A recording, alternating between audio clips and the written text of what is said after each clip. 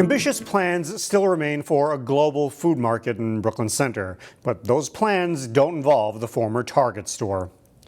CCX News has learned that the Brooklyn Center Target is now expected to be torn down. Meanwhile, a developer is looking to revitalize one of the city's strip malls. Kevin Miller has more on the city's redevelopment plans. Target closed its Brooklyn Center store in 2019, ending more than 30 years of business on Shingle Creek Parkway. I was surprised. I thought Target was doing pretty well. It's unfortunate that the Target left. The city of Brooklyn Center has been trying to redevelop it ever since. We bought it from Target. We've used it for a few different things over the years. Had a vaccine center in there. One developer took a serious look at the site in 2022, but found it didn't support its vision. International Food Village started planning a food market and bulk grocery store at the old Target. The Target side we thought was ideal, but then the situation with the Target was that we had to break the whole structure down and start from scratch. The International Food Village concept moved on from Target and started looking at a new place in Brooklyn Center, the mostly empty strip mall that's home to Dollar Tree. This would be the retail grocery and the wholesale grocery space. They hope to revitalize the old mall and make it serve the local demographic. We like to have number one event center in the first location there. And then this location will be a food court where we have food from all over the world. We want to make it a destination. While ambition is high next to Dollar Tree, things look downright gloomy for the empty Target. An unsolved arson this summer left the building damaged. Probably around $2 million to repair the fire damage. You know, we had an assessment done of the property, and just code deficiency alone, it's probably about $3.5 million in repairs needed. Brooklyn Center now plans to demolish the building. The demand for a larger box like that is probably not as high as a redevelopment site. The city is open to new plans for development, but expects to see mixed use or housing. Whatever it is, they still feel hopeful. There's some future use there potential. There's some potential to expand our tax base, expand our housing opportunities in the city, and I think there's a lot of potential at the site. In Brooklyn Center, Kevin Miller, CCX News. Plymouth Police say a rollover crash overnight resulted in an arrest and the recovery of an illegal weapon.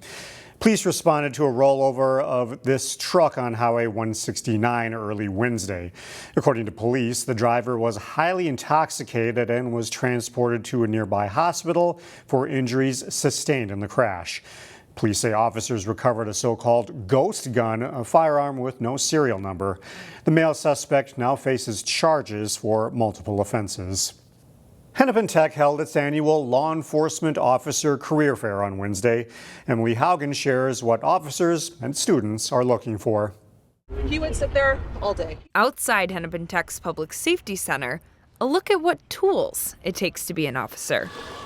Inside, Great department. a chance for people to build connections. Yeah. We're looking for people that want to help. Area law enforcement agencies' booths are scattered throughout the career fair. Yeah. Brooklyn Center is one of them. Starting to build a team. Officer Francisco Martinez says they're hoping to grow a diverse force that cares. We've got guys that have been, from veterans to project managers, to teachers. Right now, he says Brooklyn Center has 21 officers on patrol. They're hoping for at least 25. He hopes events like these can boost the force. We have all the teams that everyone else has. We just don't have the personnel, unfortunately. Officers come in many forms, but they all start as students. Hi, I'm Jocelyn. Hey, I'm Missy Parker. Nice to meet you. Jocelyn Bader is one of those students seeking something different. I don't know yet. So She was looking to be a teacher, things like that. but now she's networking on another track. Just getting an insight on kind of what they're about, and there's a lot of different departments who specialize in like different things, and so that's kind of what I'm here to learn. Bader's taking theory classes for her law enforcement certification. Nice to meet you. What's next? She's not sure. What are you looking for? I'm trying to figure that out today. For Bader and her classmates, it's another way to figure it out outside the classroom. In Brooklyn Park, Emily Haugen, CCX News. Brooklyn Center is one of many agencies that are offering hiring and retention incentives for potential candidates. The temperature may be getting cooler outside, but the push to hire seasonal employees for winter recreation at Elm Creek Park is heating up. Yeah, hard to believe, but we are gearing up for our winter season. So that means here at Elm Creek, we hire a lot of staff. We're looking for a couple hundred seasonals to come on and help us deliver great winter recreation services again.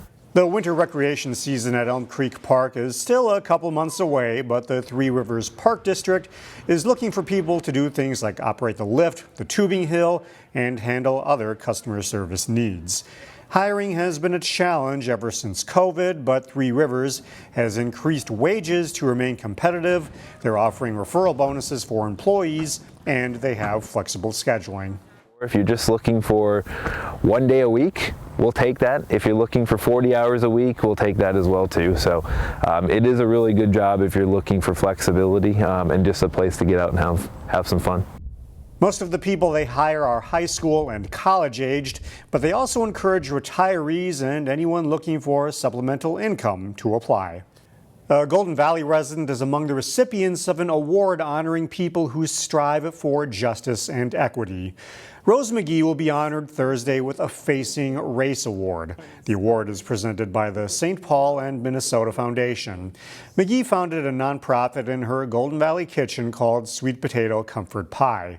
With her baking skills and the help of volunteers, McGee has delivered more than 4,000 pies across the country, as well as here in the Twin Cities, to help comfort those impacted by racial trauma.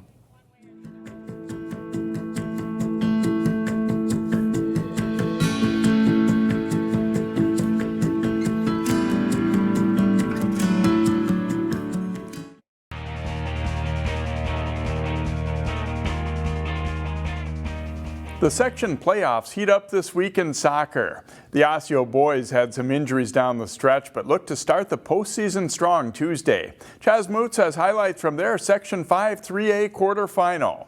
Osseo beat Roseville 3-2 in the regular season. Now the Orioles and Raiders square off in the Section 5 3A quarterfinals. 11th minute, Orioles with a free kick from about 33 yards out. Doug Wagner, good hit, ball gets deflected off a Raider.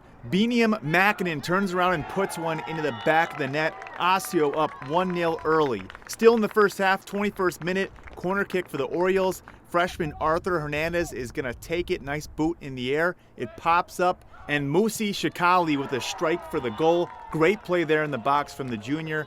2-0 Osseo. Second half, Roseville trying to stir something up. Salai Thor off the deflection, but Callan Mickelveen got a mid on it. The Orioles shut out Roseville 2-0 and will play top-seeded Maple Grove on Thursday. In Osseo, Chaz Moots, CCX Sports. All 4 local teams from the northwest suburbs in this section won their quarterfinal games Tuesday. Top seed Maple Grove beat Irondale 6-0, and as Chaz mentioned, they'll host Osseo in the semifinals Thursday. Park Center beat Spring Lake Park 5-3, and they'll host Champlin Park, a 6-0 winner over Mounds View in the semis on Thursday.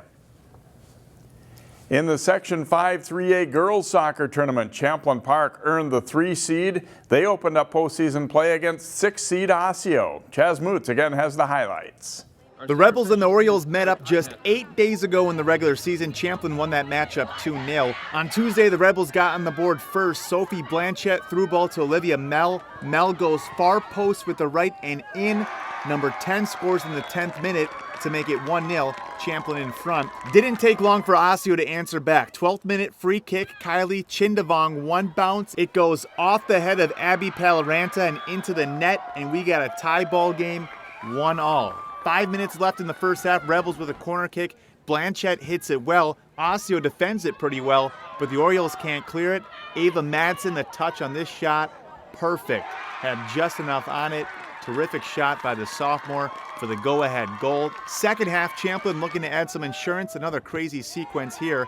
This time on the free kick. Ball gets batted around. It's saved twice from Osseo, but the third time is the charm. Some more great touch from the Rebels. This time it's Hayden Kala with the score just below the bar.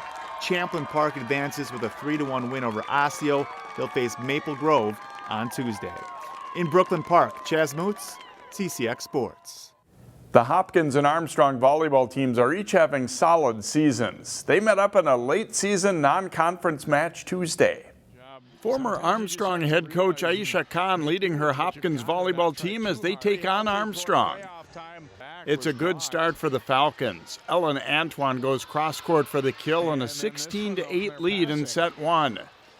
Hopkins battles back to make it interesting, but the Falcons prevail. Nora Jabe hitting from the back row delivers set point as Armstrong takes the opening set 25-21.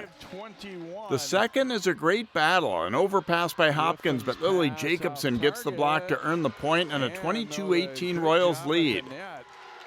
Tied at 24 when Maya Jennings with a strong attack scores for Hopkins. They pull out a wild 29-27 win to even the match at a set apiece. The third is all Hopkins. Lily Wynn gets the kill on set point as the Royals breeze to a 25-9 win in the third to lead 2-1. A great dig by Georgia Holiski here leads to a kill for Jennings as Hopkins wins the fourth set 25-15 to take the match in 4. Jay Wilcox, CCX Sports. Find more prep sports games and highlights at ccxmedia.org and follow us on social media.